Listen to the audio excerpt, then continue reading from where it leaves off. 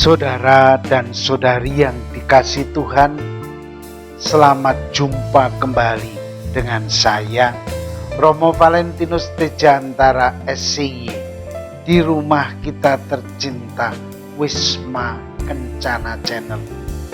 Semoga Anda semua dalam keadaan sehat, sejahtera, dan bahagia. Sudah sejak zaman dulu, kehidupan berumah tangga itu dianalogikan sebagai bahtera. Tentu ada sebabnya atau alasannya, sehingga orang sampai kepada kesimpulan demikian dan menyebut bahwa pernikahan itu sebagai bahtera. Sebuah bahtera diciptakan tentunya bukan untuk dipajang di dermaga, melainkan untuk mengarungi samudera luas demi mencapai negeri yang dituju.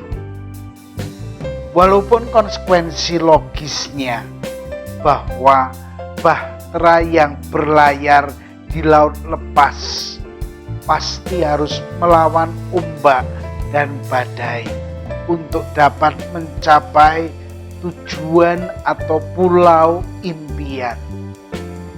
Bahtera tidak mungkin bisa berlayar sendiri tanpa nahkoda yang mempersiapkan segalanya, segala sesuatu, kelengkapan sehingga bahtera layak melaut.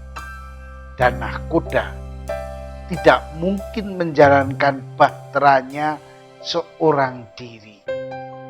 Ia membutuhkan orang lain, entah mereka sebagai anak buah kapal, pekerja, atau mereka yang bekerja sebagai jurumudi.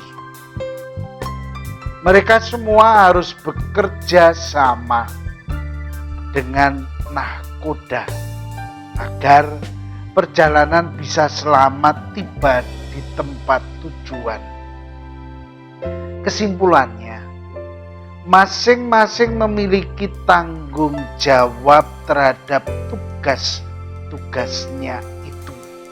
Namun, tanggung jawab penuh berada di tangan nahkoda. Bila dalam perjalanan terjadi badai yang dahsyat, nahkoda adalah orang yang memegang peranan sehingga membahayakan dan dapat menyebabkan bahtera tenggelam.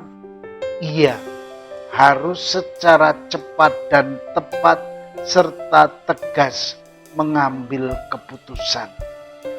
Walaupun keputusan itu teramat sulit baginya, yakni membuang sebagian atau seluruh muatan dengan pemikiran bahwa keselamatan penumpang jauh lebih berharga bila dibandingkan dengan muatan. Bila kapten ragu-ragu dan merasa bimbang untuk mengambil keputusan untuk bertindak, maka bisa jadi bukan hanya muatan saja yang tenggelam, tetapi bersama dengan seluruh penumpangnya akan tenggelam dan tewas. Keluarga sering dianalogikan sebagai bahtera. Bagaimana hal itu bisa dimengerti dan diterapkan untuk keluarga? Marilah kita bersama-sama mendalami dalam konten tayangan kali ini. Selamat mengikuti pembahasan ini sampai tuntas.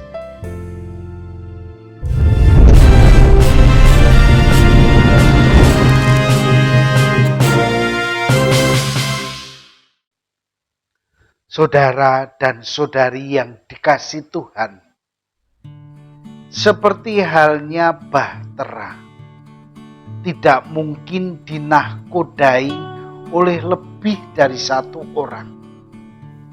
Kalau hal ini terjadi, maka kecil kemungkinan bahtera akan selamat tiba di tempat tujuan.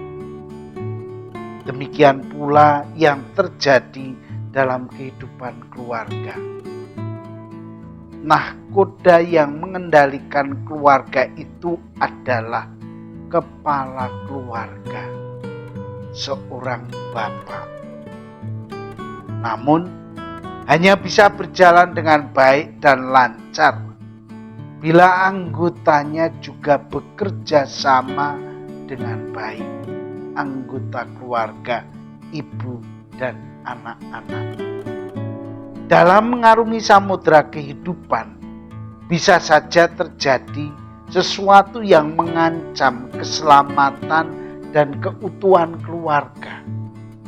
Maka sama halnya dengan kapten atau nahkoda, sebagai kepala keluarga harus berani dan mampu mengambil tindakan yang tepat dan tegas, yakni mengenyampingkan segala sesuatu yang dapat membahayakan kehidupan berumah tangga. Bila mana perlu, membuang semua barang-barang yang diyakini berpotensi mendatangkan bahaya terkandasnya bahtera rumah tangga itu. Walaupun mungkin barang tersebut sangat mahal dan diperoleh dengan bersusah payah, tetapi dalam hal ini prioritas utama dan pertama menyelamatkan bahtera rumah tangga itu. Apa saja misalnya barang-barang yang dianggap dapat membahayakan rumah tangga? Tentu setiap orang memiliki jawaban yang berbeda. Saudara dan saudari yang dikasihi Tuhan, dalam keluarga Kristiani kita mempunyai teladan yang bisa dijadikan contoh dalam perjalanan hidup berkeluarga. Ini teladan yang konkret, yang sudah menerjang badai kehidupan, samudera kehidupan yang tidak mudah, tetapi bisa menjalankan bahtera itu sampai tujuan. Teladan itu adalah teladan keluarga kudus Nazaret, yaitu Yusuf, Maria, dan Yesus. Kita lihat 3 aspek kehidupan keluarga kudus yang bisa menjadi sumber kekuatan dalam mengarungi samudera kehidupan keluarga. Secara umum adalah teladan keluarga kudus itu sendiri.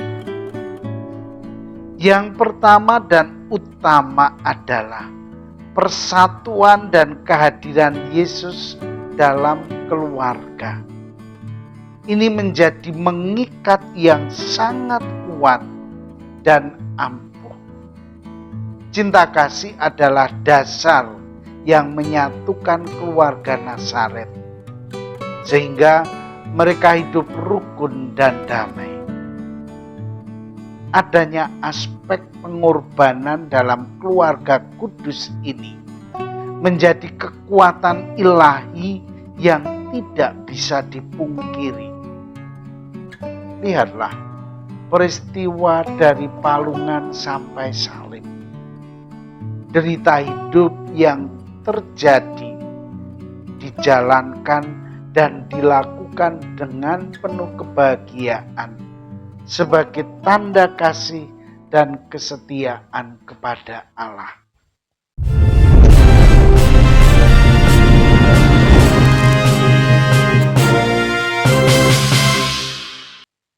Yang kedua adalah teladan Bunda Maria.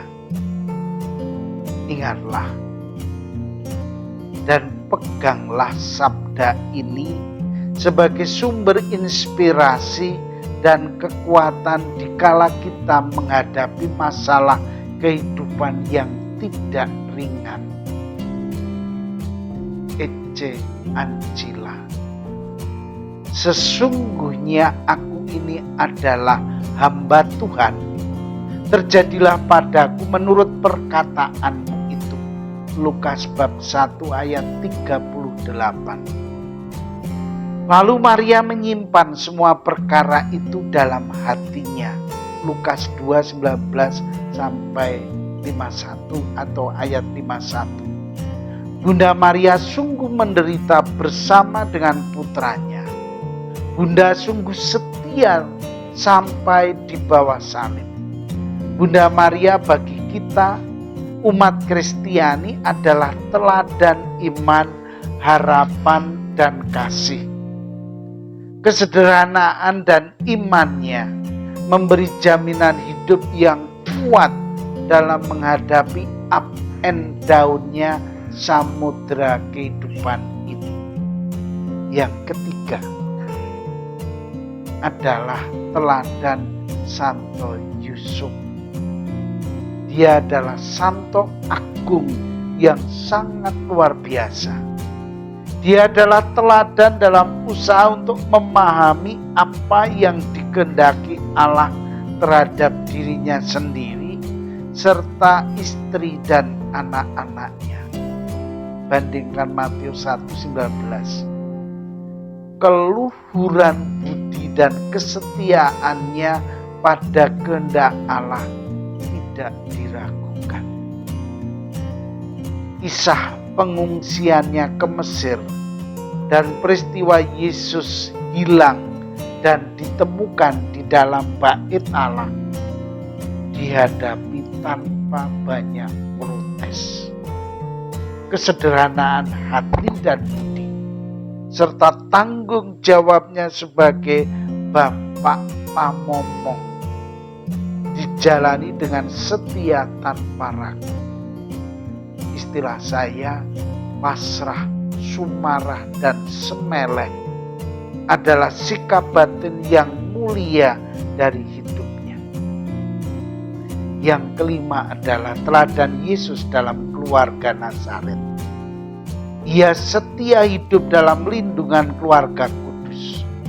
Dia tumbuh menjadi besar dalam didikan mereka. Bayangkan, anak Tuhan namun mengabdi dan berbakti kepada orang tuanya manusia biasa. Sebagai bujang yang mulai tampil di hadapan umum, ia tahan terhadap godaan-godaan setan. Dia hidup dengan teguh dan setia pada kehendak Allah tanpa pamrih. Jadilah kehendakmu seperti di dalam surga. Seluruh hidupnya dibaktikan kepada Bapaknya. Ya Bapa, ke dalam tanganmu kuserahkan nyawaku. Lukas bab 23 ayat 46. Namun dia tetap setia dalam didikan orang tuanya.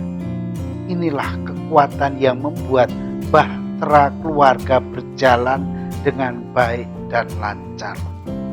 Segala tantangan yang terjadi dalam samudera kehidupan dihadapi tanpa pantang mundur.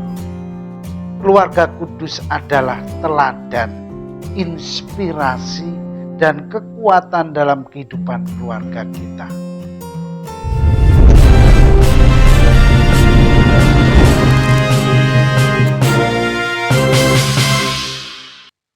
Saudara dan saudari yang dikasihi Tuhan, kita harus menjadikan Yesus sebagai pusat hidup kita. Keluarga kita akan membawa berkat bagi setiap anggotanya dan orang lain di dalam lingkungan keluarga.